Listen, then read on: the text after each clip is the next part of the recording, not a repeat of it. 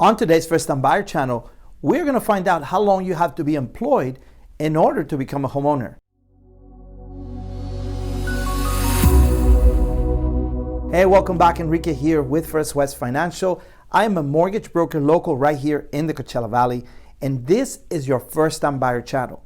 So what is the First Time Buyer channel? Well, it's a YouTube channel where we actually talk about everything that is related to purchasing a home and becoming a homeowner.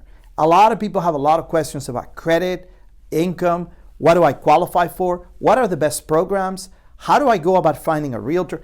All of those questions are answered right here in this channel, so make sure you hit subscribe and also make sure that you go out and check the rest of the videos that we have recorded. We have a great library, but today we're going to answer a question that comes up quite a bit. People are always asking, Enrique, how long do I have to be on my job? How long do I have to be employed before I can actually purchase a home? Is there a clear answer for this? Well, there is, but there are different opportunities for different people. So a lot of people think that in order for you to purchase a home, you have to be on the same job for 2 years. And that is really not how the requirement reads.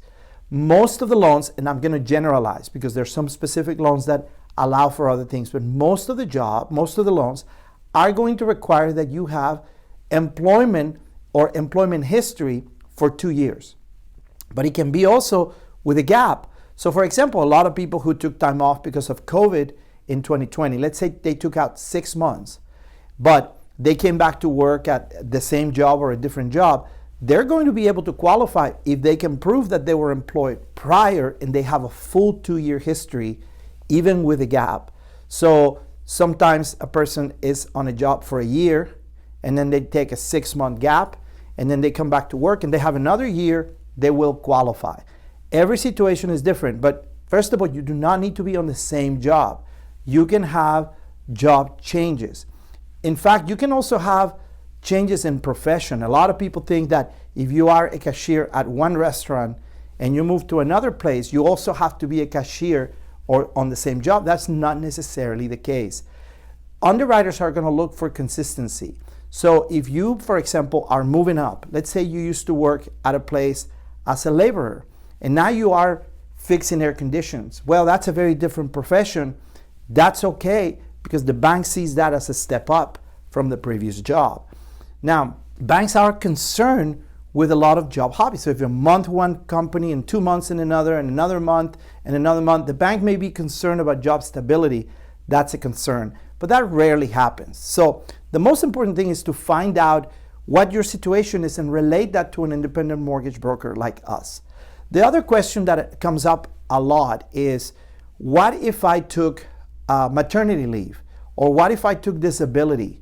Are they going to punish me for that? It's going to be difficult for me to get a house.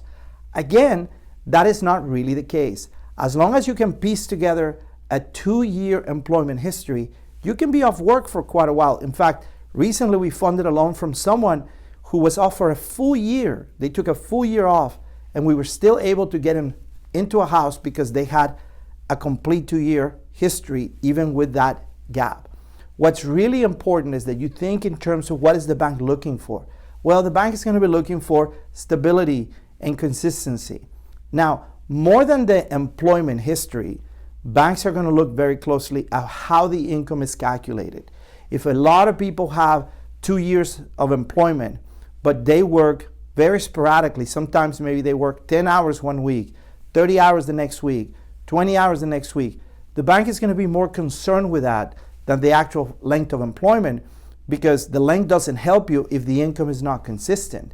Bank wants to make sure that you're going to have money to be able to pay that mortgage and that there is consistency in that income. So those are the things that are important. So you probably already identify that figuring this thing out is not something you're going to be able to do by yourself.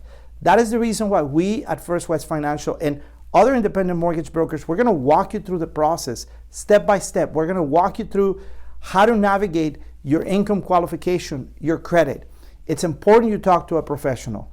Don't try to go do this on your own. So if you have the employment history, or maybe you don't, you're not sure you qualify, find an independent mortgage broker or give us a call. We'll be happy to help you.